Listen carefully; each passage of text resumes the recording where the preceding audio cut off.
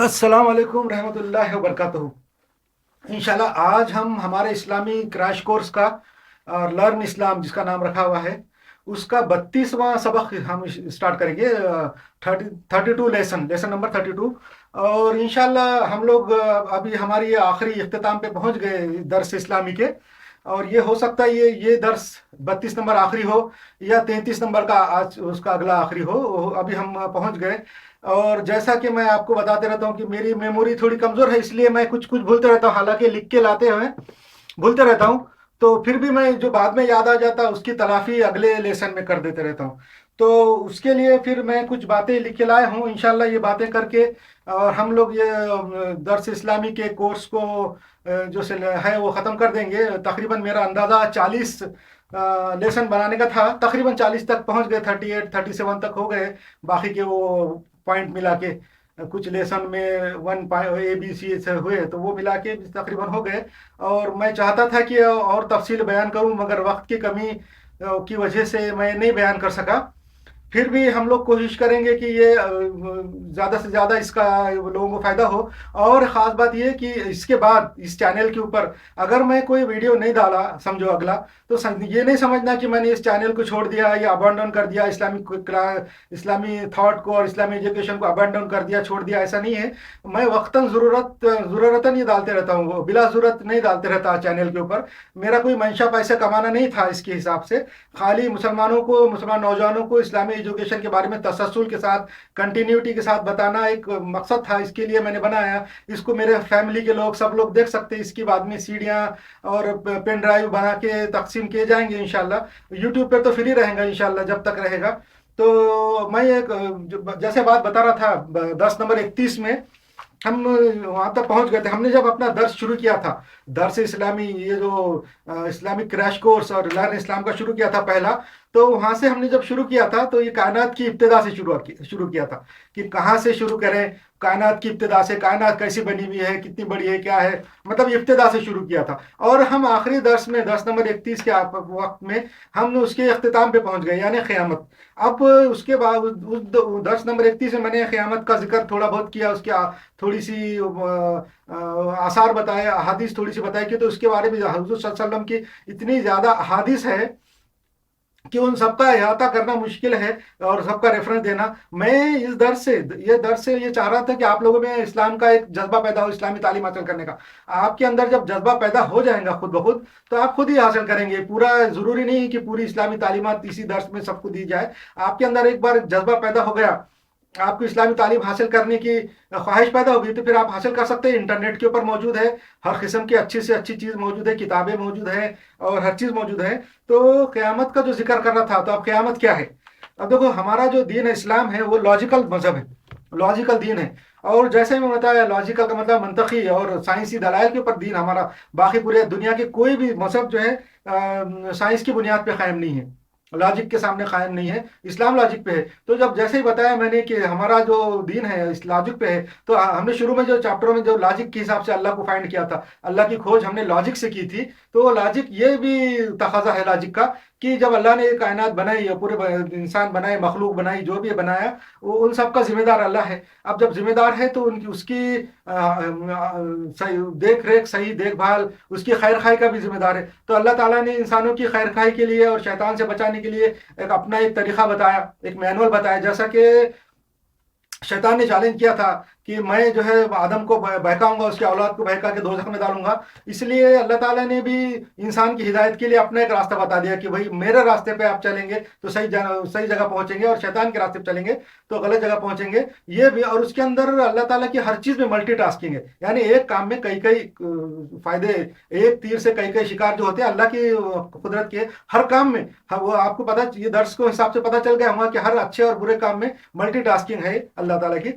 तो उसके अंदर भी जो हिदायत दी अल्लाह ताला ने, और शैतान जो गुमराह कमर करता रहता है, उसके अंदर भी हमारे लिए कई कई फायदे हैं, कई कई रास्ते हैं और इम्तिहानात है। तो उसके अंदर इम्तिहान में अल्लाह ने इनाम भी रखा है कि जो सही रास्ते पे चलेंगे उनका अल्लाह इनाम भी देगा। वो इनाम है जन्नत का। और दुनिया के अंदर जो अल्लाह ताला ने अपना निज़ाम, अपना सिस्टम दिया है हिदायत का, उसके ऊपर चलने के वो तरीके भी बताए कि अपने आपस में लोगों के साथ इंटरेक्शन, लोगों से ताल्लुकात, रिश्तेदारों के साथ, अपने ख़ानदान वालों के साथ, सोसाइटी और माशरे के साथ ساتھ کیسے رہنا چاہیے. تو اس کے اندر بھی بتایا قاعدے قانون بتائے ہیں کہ جو لوگ جو ہے اپنے سوسائٹی میں معاشرے میں ایک دوسرے کے ساتھ اگر اچھا کام کریں گے تو اللہ تعالیٰ ان کو اچھا بدلہ دیں گا اور وہ جو ہے وہ جنت ہے اور وہاں پہ فیصلہ ہوگا. اور وہ فیصلے کا ایک دن اللہ تعالیٰ نے مقرر کیا ہے, اس کو قیامت کا بولتے ہیں, روز جزا اور یوم الحساب جس کو بولتے ہیں, وہ ایک آخری دن اللہ تعالیٰ نے مقرر کیا. یہ لاجک کا تقاضا ہے کہ جب اللہ تعالیٰ حساب کتاب کر سکتا ہے, وہ سب کچھ دے سکتا ہے, اور وہ اس نے گائیڈنس کا بھی راستہ دیا, اچھائی اور برائی کا بھی راستہ بتا دیا,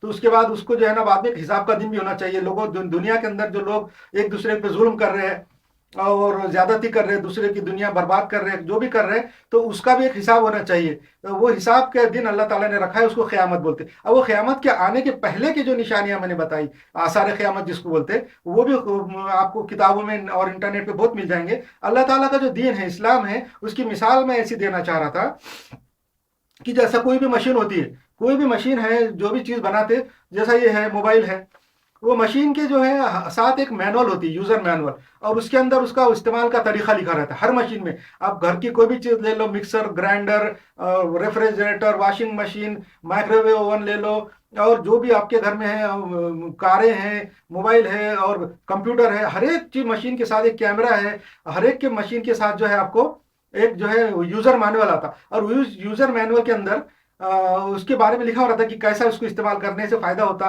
کیسا استعمال کرنے سے آپ اس کو اچھی طریقے سے چلا سکتے, اور کیسا کریں گے تو آپ وہ مشین کو بگاڑ دیں گے یا مشین آپ کو نقصان پہنچا دیں گے. جیسا بڑی بڑی مشینری ہے جو فیکٹریوں میں اور کارخانے میں ہوتی ہے, یا ارتھ موونگ ہے, اور جو بڑی بڑی مشینری ہے, وہ ان کا اگر غلط آپ استعمال کریں گے تو ایکسیڈنٹ بھی ہو جاتا, وہ مشین میں سے آپ گر جاتے, مشین آپ کو مار دیں گی. کارخانوں کے اندر مشینوں کے اندر ہاتھ چلے جائیں گا اور آدمی مر جائے گا. یہ بھی ان مشینوں کا غلط استعمال ہے.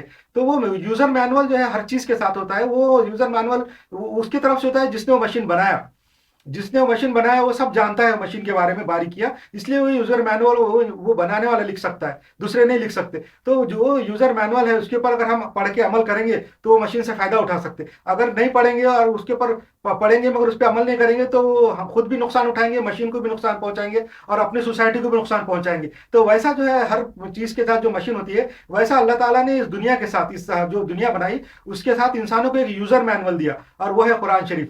قرآن شریف جو ہے یہ مسلمانوں کے لیے اور پورے انسانوں کے لیے ایک یوزر مینول ہے دنیا کا. اس میں پڑھ کے اس کے اندر جو ہدایت, اس پہ انسٹرکشن ہے, پڑھ کے عمل کریں گے تو فائدہ ہوگا, سب کا فائدہ ہوگا, خود کا بھی فائدہ ہوگا, سب کا بھی فائدہ ہوگا. اگر اس کے اوپر عمل نہیں کریں گے, اس کے ہدایت پہ عمل نہیں کریں گے, نہیں پڑھیں گے, تو پوری سوسائٹی کا نقصان ہوگا. آج ہم دیکھتے کہ پورے دنیا میں, یورپ میں, ہر جگہ ایتھیزم والے, الہاد, فحاشی جو پھیلی ہوئی ہے, اصل میں وہ شیطان کی گائیڈنس پہ چل رہے, اللہ کی گائیڈنس پہ نہیں چل رہے, اس کی ہدایت پہ نہیں چل رہے, تو خود بھی نقصان اٹھا رہے, دوسرے بھی نقصان اٹھا رہے. اچھا, یہ بھی ایک بات میں بتانا شاید بھول گیا پچھلے چیپٹرز میں. دوسری بات یہ ہے کہ جو قرآن اس کا قیامت کا میں ذکر کر رہا تھا, آثار قیامت کا, تو اس میں تو بہت سارے آثار ہیں. آپ کے اندر ایک طلب پیدا ہو گئی, یہ اس اسلامی کریش کورس کے حساب سے ایک طلب پیدا ہو گئی, تو بہت اچھی بات ہے, آپ خود ہی حاصل کریں اور آپ کو خود پتہ چل جائے گا کہ کتنے زیادہ حضور صلی اللہ علیہ وسلم نے فرمائے اسلام کے تعلق سے, اور اس کے آپ کو بہت زیادہ پتہ چلے گا, اور سب آتھینٹک حدیثوں میں ہیں, اور وہ سب ثابت ہو رہی کہ حضور کی 99% باتیں اب تک سب صحیح ثابت ہوئی.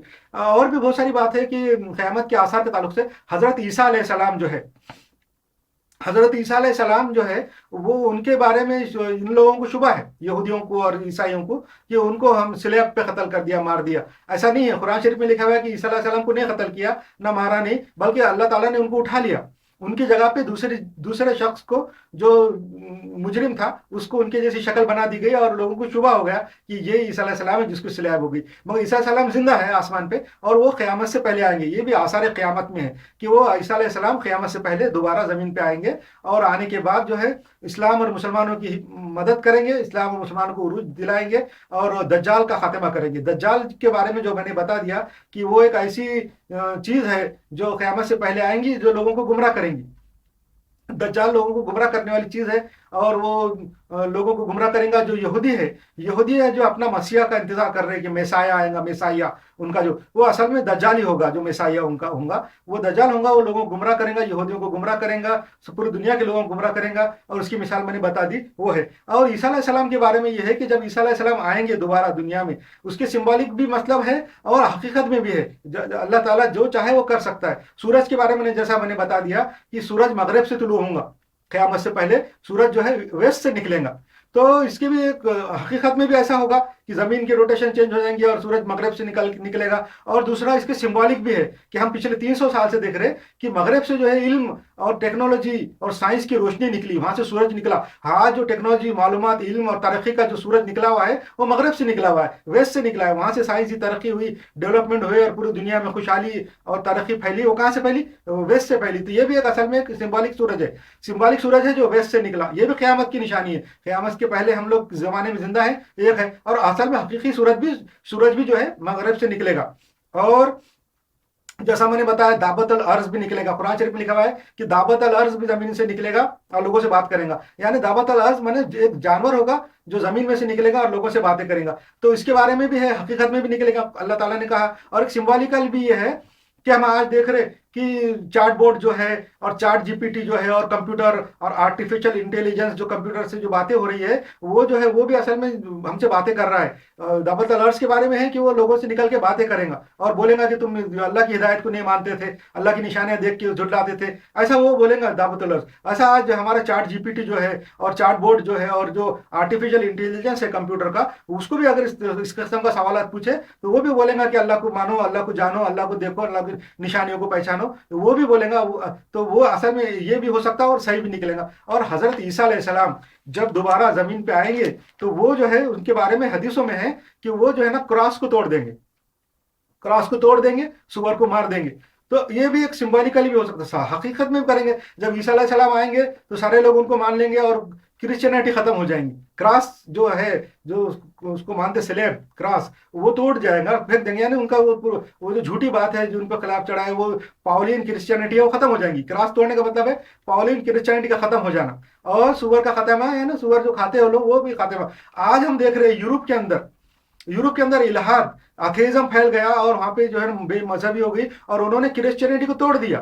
وہاں کے یورپ کے لوگوں نے کرسچینٹی کی دھجیاں اڑا دی, اس کے اندر ہر قسم کی برائی نکالی. اور آج یورپ کے لوگ جو ہے کرسچینٹی کو چھوڑ چکے ہیں. وہاں کے جو ہے 90% لوگ اتھیسٹ ہو گئے. یورپ کے پورے دنیا کے جو لوگ ہیں وہ اتھیسٹ بن گئے 90%. کرسچینٹی ختم ہو گئی. یہ بھی سمبولیکلی ہے کہ کراس ٹوٹ گیا ہے, آخری زمانہ آ گیا, کراس ٹوٹ گیا اور جو ہے عیسیٰ علیہ السلام کی آمد کا زمانہ ہے. عیسیٰ علیہ السلام آئیں گے تو ہماری ضرور مدد کریں گے. اچھا ابھی ہم جو ہے اب اپنے آگے کی بات پہ بڑھ جاتے ہیں. اچھا آپ کو ایک بات محسوس ہوئی ہوں گی یہ درس میں پچھلے 30-31 درسوں میں کہ یہ جو ہے میل سینٹرڈ ہے. یہ جو ہے تو مردوں کے اوپر زیادہ اس کا میں نے زور دیا ہے, عورتوں کے بارے میں اس میں زیادہ بحث نہیں کی. تو اصل میں بات اصل میں یہ نہیں ہے. میں اصل میں عورتوں کے تعلق سے زیادہ بات اس لیے نہیں کر رہا تھا کہ میں یہ چیپٹر میں خالی اسلام کے تعلق سے بتانا چاہ رہا تھا. عورتوں کے تعلق سے تو باتیں اور معلومات تو اسلامی کتابوں میں بہت زیادہ موجود ہے, انٹرنیٹ کے اوپر ہے, اسلام کے اندر موجود ہے. اچھے اچھے علماء اسلام کے انہوں نے عورتوں کے تعلق سے لکھی ہے,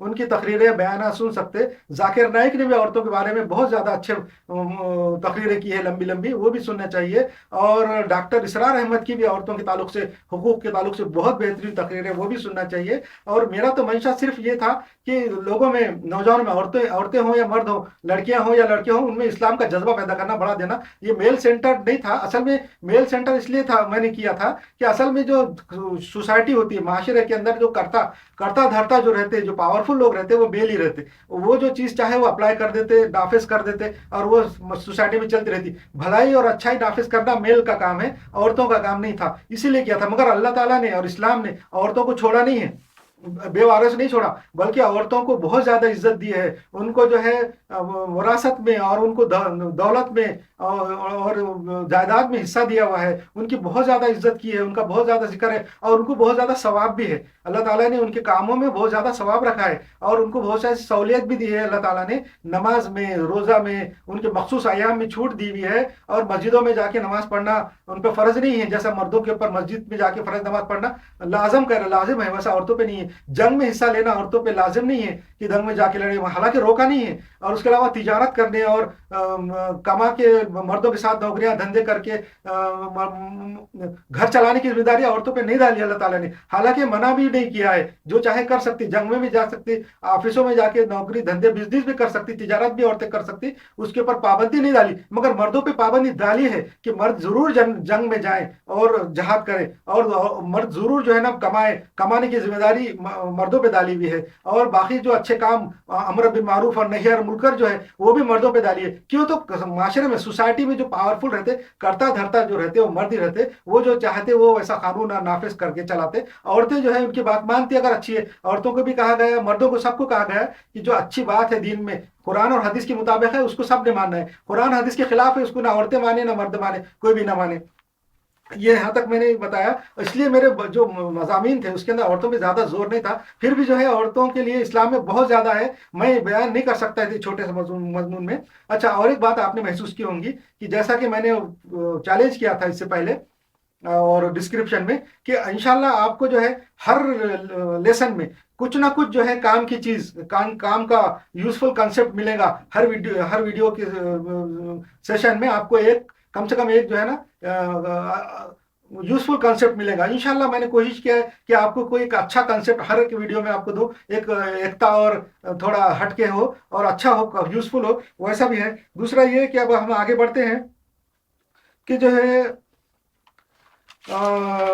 جو یورپ کی جو بربادی ہے، یورپ کی بربادی کے بارے میں تو میں نے بتا دیا. وہاں پہ جو بربادی پھیلی وہ اتھیزم کی وجہ سے پھیلی. اتھیزم وہاں آنے کی وجہ سے وہاں وہ لوگ برباد ہو گئے، اور جو ہے تو ان کا مذہب ختم ہو گیا. جب مذہب ختم ہو گیا تو پھر ان کے اندر کسی قسم کا لگاؤ ختم ہو گیا، جذبہ ختم ہو گیا. وہ یہ نہیں کر سکتے، اٹیچ کیسے ہوں گے؟ ابھی مذہب ہی نہیں ہے، سب اتھیسٹ ہے، تو پھر لڑنا جھگڑنا یہ ساری باتیں ختم ہو گئی. ان کے اندر جو ہے پھر فحاشی پھیل گئی، نشہ پھیل گیا، ڈپریشن آ گیا. جب کوئی مذہب ہوتا ہے، جب کسی انسان کا مذہب ہوتا ہے تو وہ خدا سے اٹیچ ہوتا ہے، جو گاڈ ہے اس سے اٹیچ رہتا ہے، اور اس کے دل میں امید رہتی کہ میرا گاڈ ہے اور کچھ مدد کرے گا ضرور بول کے، تو اس کے اندر ڈپریشن نہیں آتا. مگر جو اتھیسٹ رہتا، جو مذہب کو نہیں مانتا، اللہ کو نہیں مانتا، اس کے اندر جو ہے نا اس کو امید نہیں رہتی.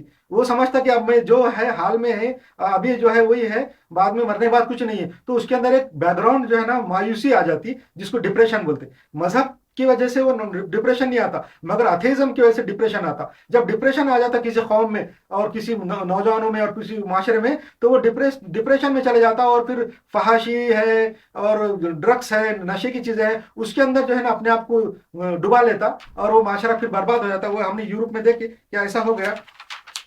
اور دوسرا یہ بات بتایا میں نے کہ ہر چیز کا مقصد ہوتا ہے، ہر چیز کا دنیا میں مقصد ہے، اور جس چیز کا مقصد ہوتا ہے وہ اپنی منزل پہ پہنچ جاتی، اور جس چیز کا مقصد نہیں ہوتا وہ گمراہ ہوتی اور بھٹکتے رہتی. تو ویسا ہی ہمارا حال ہوا کہ ہمارا تو مقصد تھا، دین کا مقصد تھا، اللہ تعالیٰ نے نبیوں کو بھیجے، ان کا مقصد تھا، ہمارے دین کا اور اسلام کا مقصد تھا. مگر ہم لوگ جو ہے وہ مقصد بھول گئے. ہمارے جو ہے شروع میں لالچ کی وجہ سے، دنیا کی لالچ کے، دھن دولت اور پیسہ اور حکومت کے لالچ میں لوگوں نے ہماری خلافت راشدہ ختم کر دی. خلافت راشدہ ختم کرنے کے بعد وہ لالچ میں آ گئے، انہوں نے بادشاہت قائم کر دی. حالانکہ اسلام میں بادشاہت ناپسندیدہ ہے، خلافت پسند ہے. کیوں؟ تو اگر اسلام میں بادشاہت پسندیدہ ہوتی اور تو حضور صلی اللہ علیہ وسلم جو ہے بادشاہت قائم کر کے جاتے.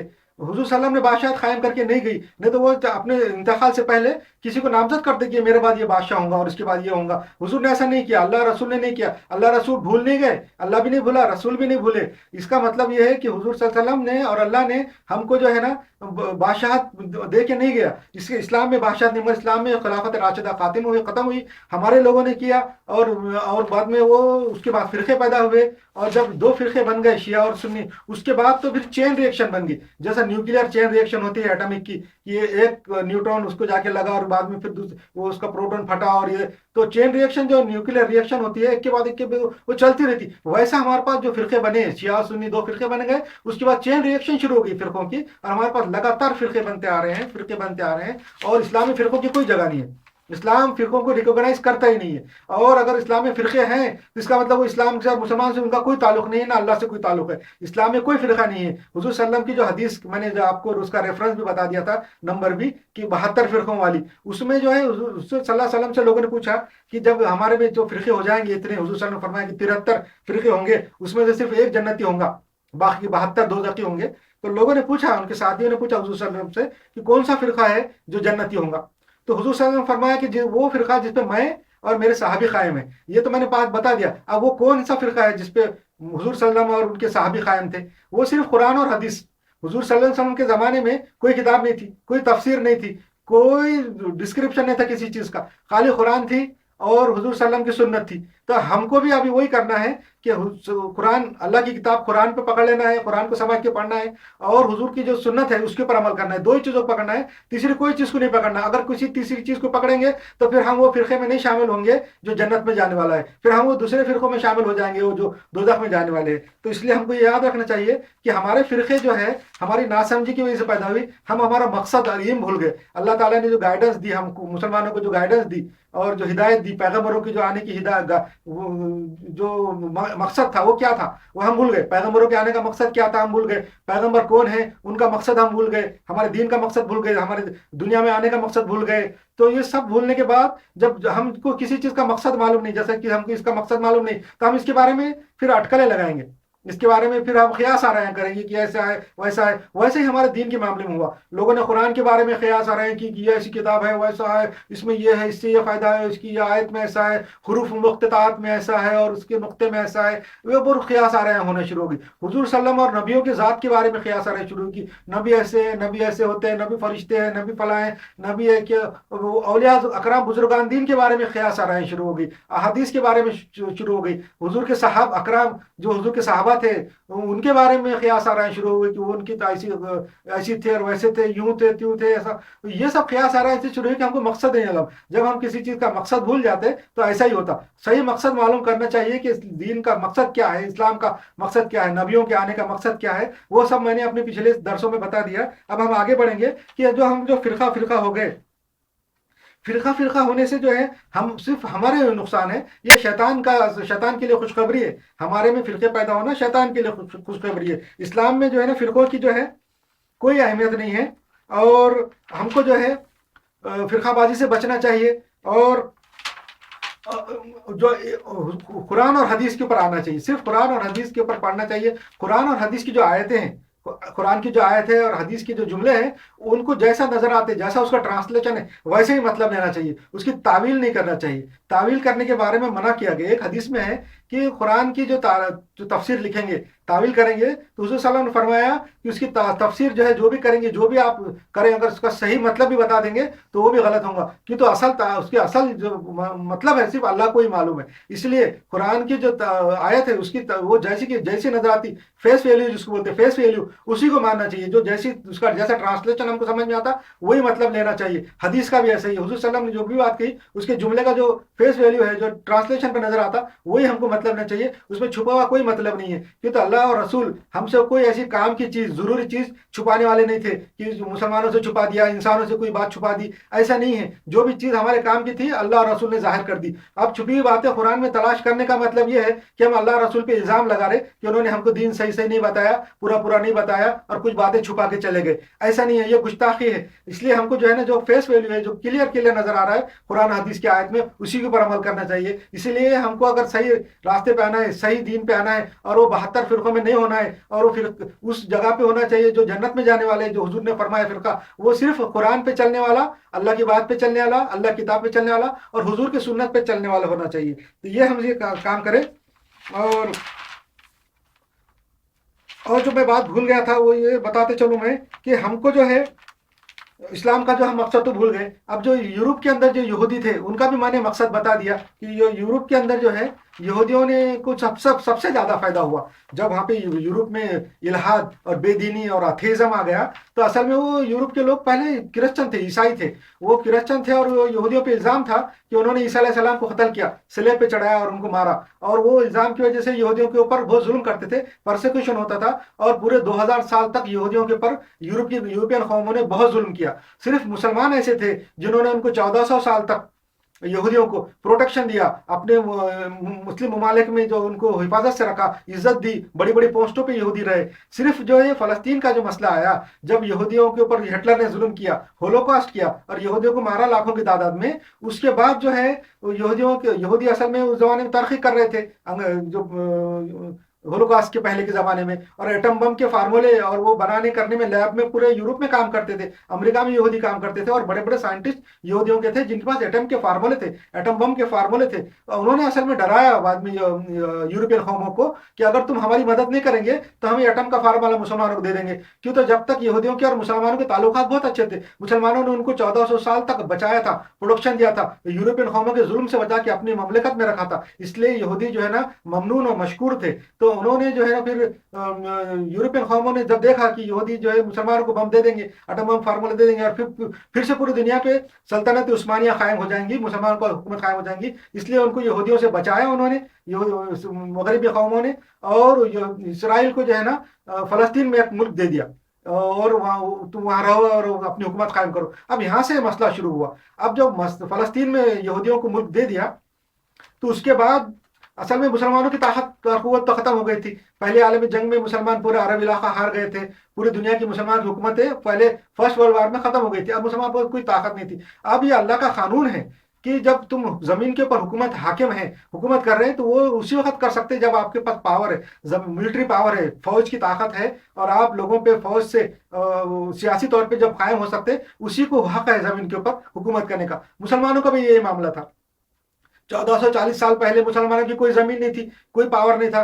मक्के से हुजूर सल्लल्लाहु अलैहि वसल्लम को बेयारो मददगार निकलना पड़ा, मदीने में गए, मदीने में जाके वहां के लोगों ने उनकी मदद की, नुसरत की, और इस्लामी हुकूमत कायम हुई। हुजूर सल्लल्लाहु अलैहि वसल्लम के जो दो दौर है, मक्की दौर और मदीनी दौर, मक्के के दिन, मक्के का जो 13 साल है उसके एक एक दिन हमारे लिए इबरत है और सबक है कि हमको हाथ दे वैसा रहना चाहिए जैसा कि इस्लाम और मुसलमान गैर मुस्लिमों के कंट्रोल में थे, मक्के में थे, और गैर मुस्लिमों के और दुश्मनान इस्लाम के कंट्रोल में थे, वो कैसा रहते थे, वो मक्की दौर की ज़िंदगी पे हमको अमल करके रहना चाहिए। और जो जहाँ पे मुसलमान हाकिम है वहाँ पे मदनी दौर के अंदर रहना चाहिए, जैसा मदीने में मुसलमान रहे और हुजूर सल्लम रहे और इस्लाम मदीने में रहा और इस्लाम गालिब रहा। तो ऐसे मुल्कों में जहाँ इस्लाम गालिब है वहाँ मदनी ज़िंदगी गुजारना चाहिए, और ऐसे मुल्कों में जहाँ इस्लाम मगलूब है वहाँ मक्की ज़िंदगी गुजारना चाहिए। ये बात हो गई। मगर ये अल्लाह ताला का कानून है कि हमारे पास ज़मीन नहीं थी उस ज़माने में, मगर अल्लाह ताला ने हमको धीरे धीरे पावर दी, ताकत दी, और हम पूरे दुनिया के इलाके फतह कर दिए। उस ज़माने की जो दुनिया थी,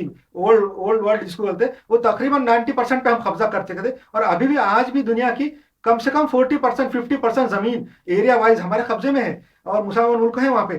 तो ये जो ज़मीन के ऊपर जो है यहूदियों को जो है हमने रखा था, और वो रहते थे, और वो हमने कहाँ से हासिल की? हमारे पास नहीं थी, हमने जंग के कुव्वत से और फौजी ताकत से, गलबे से वो हासिल किया। हमारा तसल्लुत रहा। जब तक हमें अल्लाह ताला ने चाहा कि हम फौजी तसल्लुत रहे, सियासी रहे, हम ज़मीन पर कायम रहे। मगर अब अल्लाह ताला ने हमने जो जैसा बताया मैंने कि अल्लाह की नाफरमानी की, कुरान हदीस पे नहीं चले, फ़िरक़ाबाज़ी की, और अटकलें तावीलें की कुरान की, और अब दीन का मकसद भूल गए, दीन को नहीं फैलाया, और दुनिया के 90% इंसानों को, उस जो दुनिया के जो इंसान है सब अल्लाह की मखलूक है, वो 90% इंसानों को हमने गैर मुस्लिम रखा। उसकी सज़ा अल्लाह ने ये दी कि हमसे हमारा गलबा छीन लिया, हमको मगलूब कर दिया, और गैरों को हुकूमत दे दी, उनको पावर दे दिया। अब वो हमारे मुल्कों पे काबिज है। तो अब हमको चुप बैठना चाहिए। फ़लस्तीन के जब हमारे यहाँ से चला गया तो उसके बाद वहाँ इसराइल कायम हो गया, तो वहाँ तरीका ये था, सही तरीका तो ये था कि हम मगलूब होकर खामोश बैठ जाते, तो अब ये दुश्मनी नहीं बढ़ती। मगर इसराइल जब कायम हो गया तो मुसलमानों ने अक्लमंदी का मुजाहरा नहीं किया,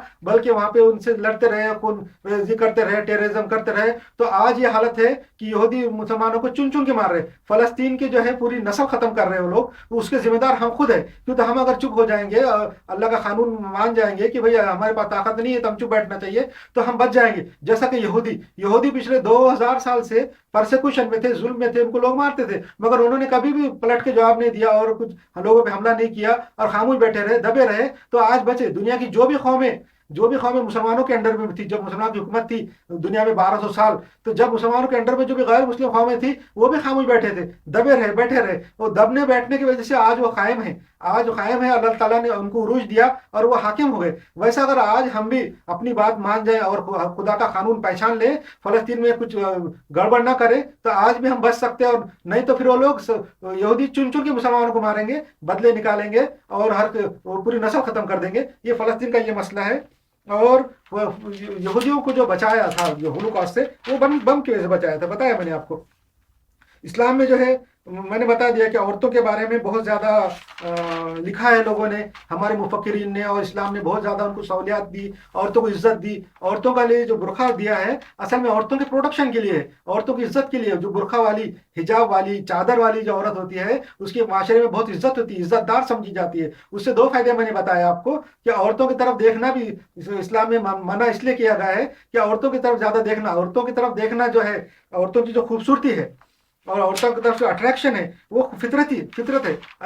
جو مرد ہے، صحیح مرد ہے، جو اسٹریٹ مرد ہوتے ہیں، وہ ان کے اندر اللہ تعالیٰ نے یہ کشش رکھی ہے عورتوں کے تعلق سے۔ عورتوں کو، خوبصورت عورتوں کو دیکھیں گے تو ان کے دل میں اٹریکشن پیدا ہوتا ہے۔ یہ مرد کی فطرت ہے، یہ اللہ تعالیٰ نے بنایا ہے، فطری جذبہ ہے۔ اور اس کو سورہ جو ہے آل عمران میں، سورہ نمبر 3 آیت نمبر 14 میں کہا گیا ہے کہ مردوں کے دل میں عورتوں کی طرف سے کشش ہے۔ وہ تو ہے، اور وہ ضروری ہے کہ وہ جس کی وجہ سے پورا ریپروڈکشن ہوتا، پورے اولاد آدم پھیلتی دنیا میں، اور مرد اور عورت مل کے معاشرہ بناتے، سوسائٹی بنتے، مل کے رہتے، خاندان ایک دوسرے آتے اور ایک اچھی سوسائٹی بن سکتی۔ تو یہ تو ہے، مگر عورتوں کی طرف اس لیے بھی دیکھنے کے لیے منع کیا گیا ہے کہ عورتوں کو زیادہ دیکھنے سے، خوبصورت عورتوں کو زیادہ دیکھنے سے جو دماغ کے اندر جو ہارمون ہے جس کو ڈوپامائن بولتے ہیں، اس کا لیول بہت ہائی ہو جاتا، اور وہ ڈوپامائن کا لیول ہمیشہ ہائی رہنے سے اور بہت زیادہ ٹائم تک اگر ہائی رہنے سے انسان جو ہے غیر فطری عمل کی طرف چلے آتا، جیسا کہ ہومو سیکسولیٹی ہے، LGBT ہے، وہ بن جائے، وہ اس کی طرف رجحان چلے جاتا۔ آج کے جدید دور میں جو ہومو سیکسولیٹی بڑھتی جا رہی، LBGT جو لوگ بن رہے ہیں، تو وہ جو ہے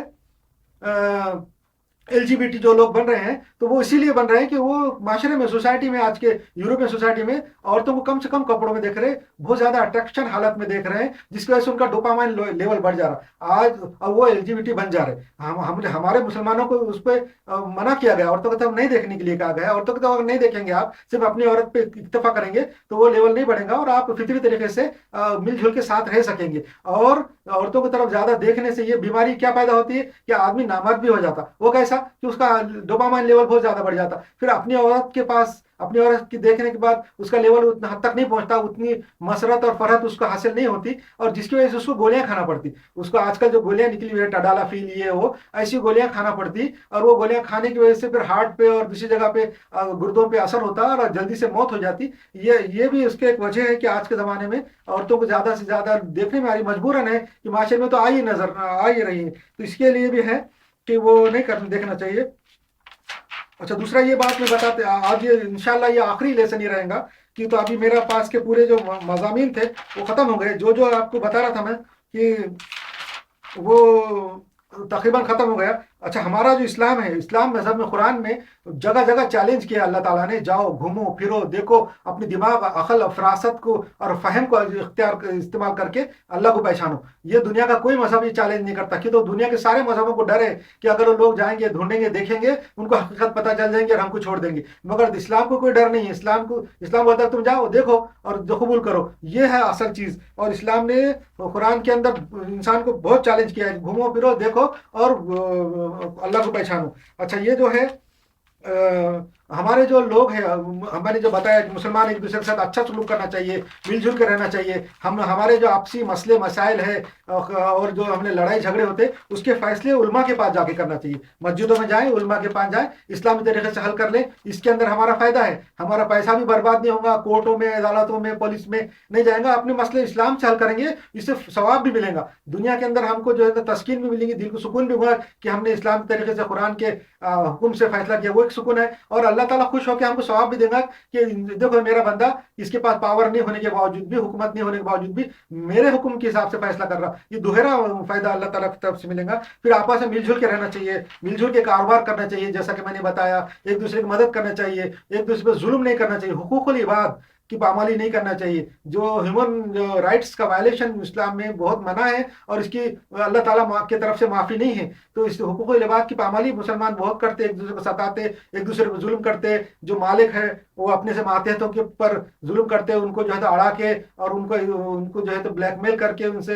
یہ کرتے۔ یہ سارا جو ہے حقوق العباد کی پامالی ہے، اس کی بخشش ہرگز نہیں ہے، اللہ خود نہیں معاف کر سکتا اس کو، یہ نہیں کرنا چاہیے۔ اور اسلام کو آسان کرنا چاہیے، دین میں آسانی پیدا کرنا چاہیے، جیسا جیسا کہ میں نے بتایا کہ مسجدوں کے اندر وضو کی ٹوٹیاں بہت مشکل جگہوں پہ لگی رہتی ہیں. مسجدوں میں جو لوگ جو ہے جو بھی لوگوں کی حرکاتیں ہیں راستے پہ چلنا ہے, ٹرافک میں ہے, جب کہیں بھی گاڑیاں کھڑے کر دیں گے, لوگوں کے لیے ٹرافک جام کریں گے, راستہ چلتے وقت جو ہے خود اپنا ہی سوچیں گے کہ روڈ پہ خود اکیلے ہے, دوسرا نہیں ہے. ہر ایک کا خیال کرنا چاہیے. اس سے لوگوں کو ایکسیڈنٹ ہو جاتے, خود تو تم نکل جاتے مگر لوگ ایکسیڈنٹ میں آ جاتے گاڑیاں چلانے کی وجہ سے, تمہاری غلط چلانے کی وجہ سے. اس لیے لوگوں کا سب کا خیال کرنا چاہیے. اور ہم لوگ جب کسی کے پاس مہمان بن کے جائے, اپنے بچوں کا خاص خیال رکھنا چاہیے. بچوں کا بہت لاڑ پیار کرنا چاہیے, مگر بچوں کو دوسروں کے گھر میں جانے کے بعد, مہمان بننے کے جانے کے بعد بچوں پہ خاص نظر رکھنا چاہیے کہ اپنے بچے کسی گھر میں کسی چیز کو ہاتھ تو نہیں لگا رہے, کسی چیز کو نہیں توڑ رہے. اگر کسی کہیں پارکنگ میں کھڑی ہے, اپنے گھر ہے, بلڈنگ ہے, اپنے فلیٹ کے نیچے پارکنگ ہے, تو اپنے بچوں کو خاص تاکید کرنا چاہیے کہ دوسرے کے گاڑیوں کو ہاتھ نہ لگائے,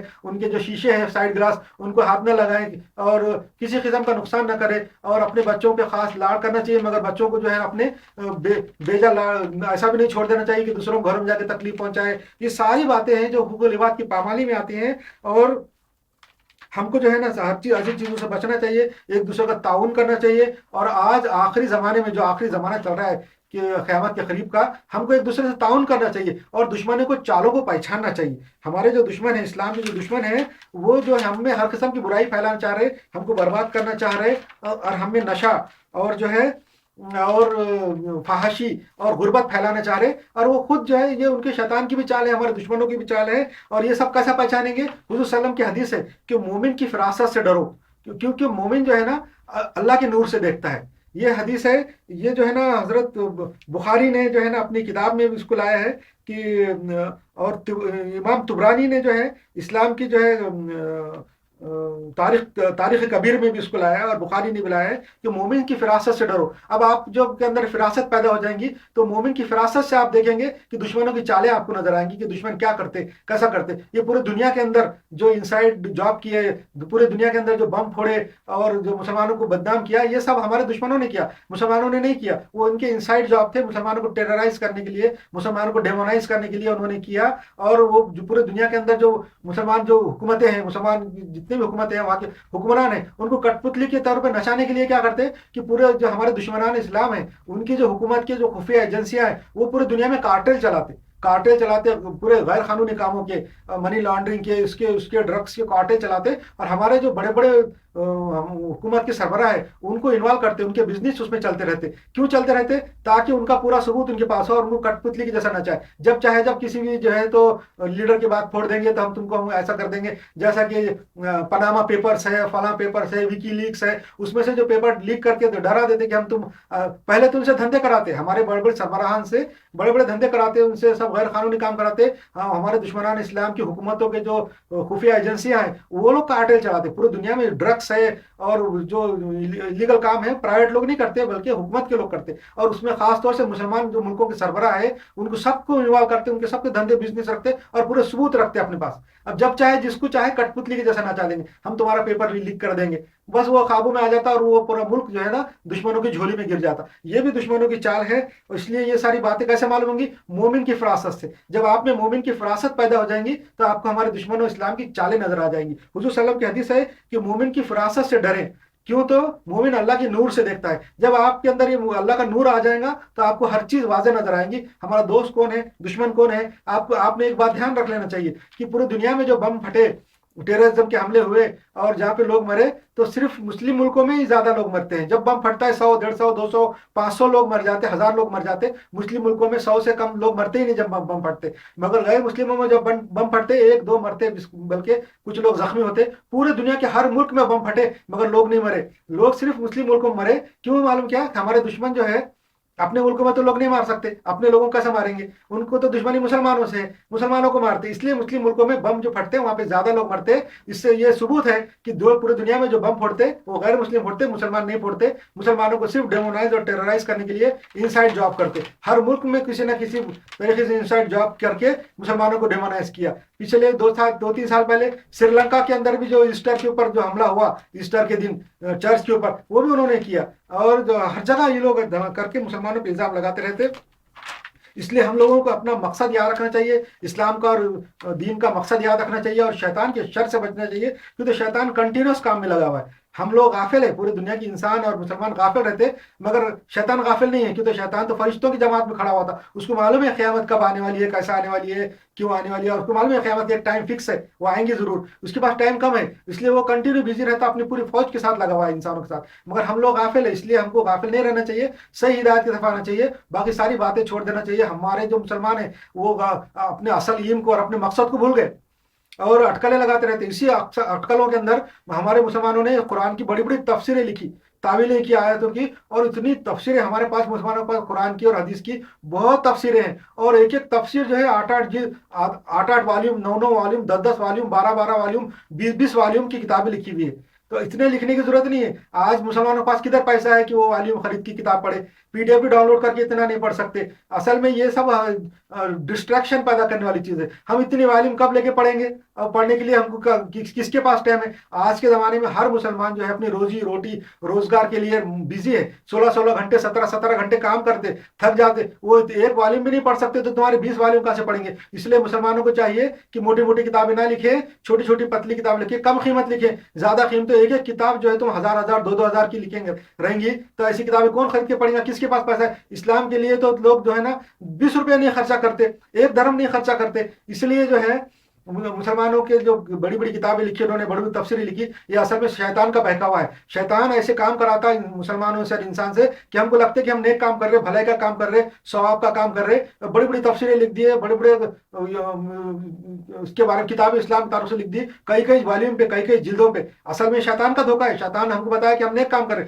हालांकि ये नेक काम नहीं है, इसलिए ये तो इस्लाम से दूर करने का है। वो कौन किताबें पढ़ रहा है, कितने आलिम है, और असल में किताब इस्लाम तो आम मुसलमानों के लिए, आलिमों के लिए नहीं है, जैसा कि दूसरे मजहब है दुनिया के, वो सिर्फ उनके मखसूस चंद लोगों के लिए है, कि कुछ लोग वो दीन पे चल सकते, उनके मजहब पे चल सकते, सब नहीं चल सकते। मगर इस्लाम तो जो है ना हर एक के लिए है। अल्लाह ताला का जो दीन है हर एक मुसलमान, हर एक कॉमन इंडिविजुअल जो है पीपल है उसके लिए है। तो इसके लिए वो दीन ऐसा आसान होना चाहिए कि हर एक पढ़े और करे। तो हमारे पास कुरान और हदीस है। कुरान की एक किताब है छोटी सी, जो हर एक मुसलमान जो है अगर तर्जुमे से पढ़ना चाहे 15 दिन में पढ़ के खत्म कर सकता, समझ समझ के। और हदीस की किताब भी मैं बताया, मशकात मिसाबी, वो भी अगर लेके बैठ जाए तो 1 महीने में पूरी खत्म हो जाती। तो बस इतने में इस्लाम हासिल होता है। इसलिए बड़ी बड़ी लंबी चौड़ी किताबें लिखना, ये भी हमारा जो है ना अपने मकसद को भूल जाना, डिस्ट्रैक्ट हो जाना, और जो है ना गलत रास्ते पे चलने का निशानी है। ये बड़ी बड़ी तफसीरें, मैं ये नहीं बोलता कि नहीं पढ़ना है, आपने इल्म हासिल करने के लिए पढ़े, पहले सही दीन के पर आ जाए, सही रास्ते पे आ जाए, दीन के सही इल्म आपको मालूम हो जाए, मकसद मालूम हो जाए, उसके बाद आप वो सारी की तफसीरें पढ़े। जिसके पास टाइम है पढ़ सकते। मैं किसी को कोई किताब पढ़ने से, कोई मजहब की स्टडी करने से मना नहीं करता। पूरे दुनिया की मजहब की स्टडी करो, पूरे दुनिया की किताबें पढ़ो, इस्लाम के खिलाफ भी पढ़ो, इस्लाम के फेवर में पढ़ो, हर किस्म की चीजें पढ़ो, मालूम करो। और सही दीन जब आपके दिमाग में रहेगा, सही बात आपके दिमाग में रहेंगी, लॉजिक के तरीके से आपके दिमाग में इस्लाम की बात रहेंगी, तो आपको कोई नहीं बहका सकता, शैतान भी नहीं बहका सकता।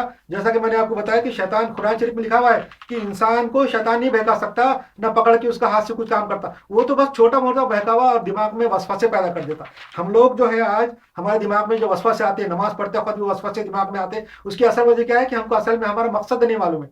हमको अपना मकसद मालूम हो जाएगा तो वसवसे नहीं आएंगे। और एक बात मैं बता रहा था कि जो बैत का सिलसिला है, हुजूर सल्लल्लाहु अलैहि वसल्लम जब जिंदा थे तो अपने जो लोग थे, साहबा थे, उनके अमीर थे, और बाकी सब लोग उन पे बैत थे। हुजूर के इंतकाल के बाद बैत का सिलसिला खुलफाए राशिदीन में चला। खुलफाए राशिदीन के बाद, खिलाफत राशिदा के खात्मे के बाद, बादशाहत कायम होने के बाद, बैत का सिलसिला हमारे जो उलमा, बुजुर्गान दीन और सूफिया लोगों ने अपने मुसलमानों में चलाया, और मुसलमानों को जो है रूहानी तस्कीन पहुंचाई। इस्लाम के अंदर जो है इंसान की स्पिरिचुअल जो भूख है, उसके लिए भी चीज़ मौजूद है। ऐसा नहीं कि इस्लाम ने इंसान की जो स्पिरिचुअल है, जो रूहानी है, रूहानी भूख के लिए कुछ नहीं मुहैया किया। इंसान, अल्लाह ताला ने इंसान के जो दुनियावी ज़रूरियात के लिए भी चीज़ें रखी है दुनिया में, दुनियावी ज़रूरियात के लिए खाना पीना, ऐश आराम जो है वो भी रखा है, और उसकी स्पिरिचुअल जो है, उसकी जो रूहानी जो है भूख है, उसके लिए भी रखा है। उसके लिए है बैत का सिलसिला, एक अमीर को मानना। हर एक इंसान में, जैसा मैं बताया कि नफ्सियात में है, इंसान के साइकोलॉजी में है कि किसी की इत्तबा करे, किसी को फॉलो करे, किसी को अपना हीरो माने, ये हर एक इंसान की फितरत में है। तो हम मुसलमानों को जो है ना, और एक अच्छे आदमी की सोबत में रहना चाहिए, एक अच्छे को अपना अमीर बनाना चाहिए। अगर हम किसी अच्छे को अपना अमीर नहीं बनाएंगे, और जो इंसान, पूरी इंसान जो की फितरत है, या जब उसको कोई अच्छा नहीं मिलता तो फिर दुनिया की तरफ भटक जाता। नाचने गाने वाले ऐसे खिलाड़ी, स्पोर्ट्समैन, ऐसे लोगों को फिर अपना हीरो समझ लेता और उनको इत्तबा करता, उनको फॉलो करता। इसलिए मुसलमानों को चाहिए कि अच्छे को फॉलो करे, अच्छे के साथ रहे। कुरान शरीफ के अंदर भी हुजूर सल्लम को खुद सूरह कहफ में कहा गया कि जाओ अच्छों के साथ बैठो।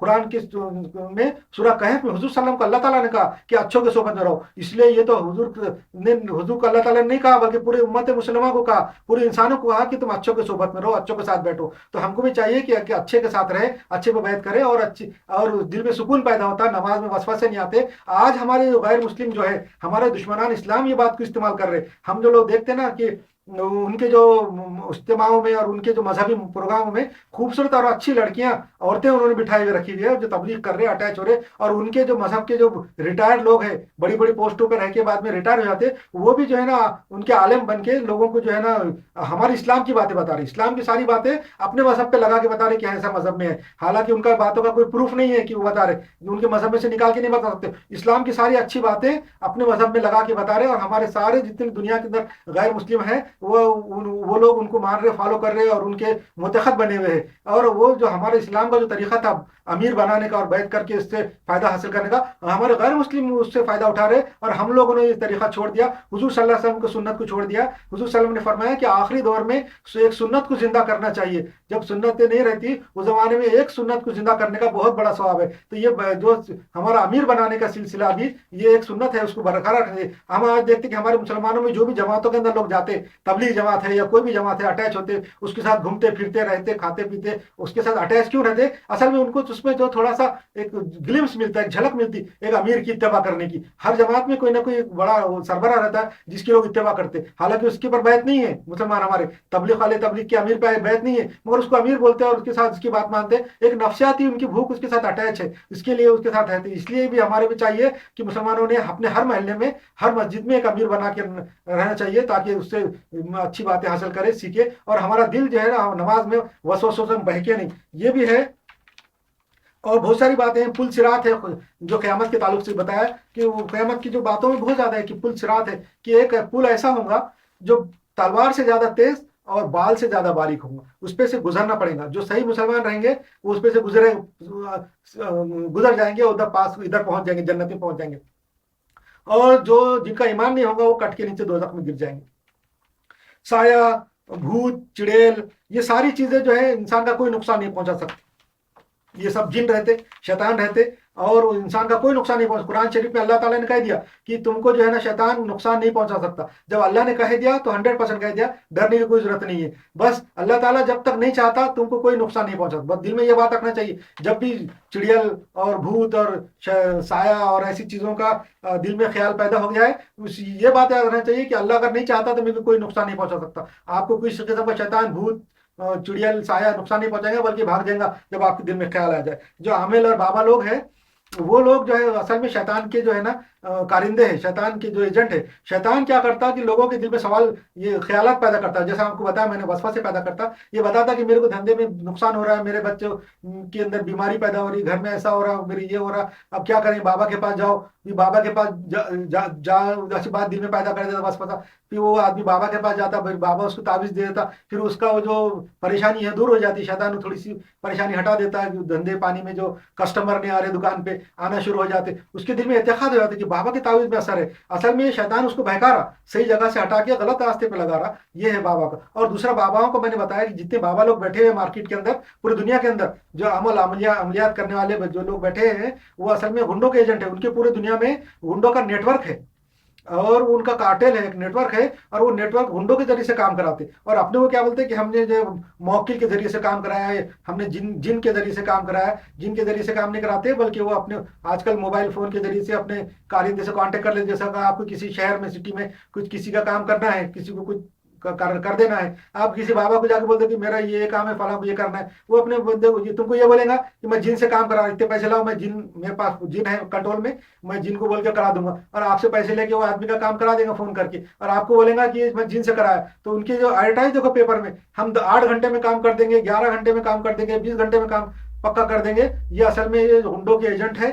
गुंडे हैं जो बाबा बन के बैठे हुए। इनके झांसे में नहीं आना चाहिए। और قرآن شریف کے اندر میں نے بتایا ہارون کا ذکر ہے، بلم بن باور کا ذکر ہے، ہاروت ماروت کا ذکر ہے، اور ذوالقرنین کا ذکر ہے، یاجوج ماجوج کا ذکر ہے، دجال کا ذکر ہے، ہاں؟ اور جو ہمارے دشمنان اسلام جو ہے انڈر کور کام کرتے، انڈر کور ایجنٹ ہے پوری دنیا میں، جو ہے ہمارے دشمنان اسلام جو انسائڈ جاب کرتے رہتے، انڈر کور ایجنٹ رہتے، مسلمانوں کو پھنسانے کے لیے ویب سائٹ بنائی ہوئی ہے انہوں نے، اسلامی نام رکھے ہوئے ہیں، اور اسلام کے نام پہ ویب سائٹ بنا کے مسلمانوں کو پھنساتے، وہ سب انڈر کور ایجنٹ ہے ہمارے دشمنان اسلام کے ملکوں کے، اور ان کے اوپر ان پہ دھیان نہیں دینا چاہیے، ہم کو اس سے بچنا چاہیے، فحاشی سے بچنا چاہیے، اور نشے سے بچنا چاہیے۔ ہمارے میں جو طلاقیں بہت زیادہ آ رہی وہ طلاقیں غربت اور نشہ اور فحاشی کی وجہ سے ہے، یہ سارے ہمارے دشمنان کی چال، یہ سمجھ جانا چاہیے۔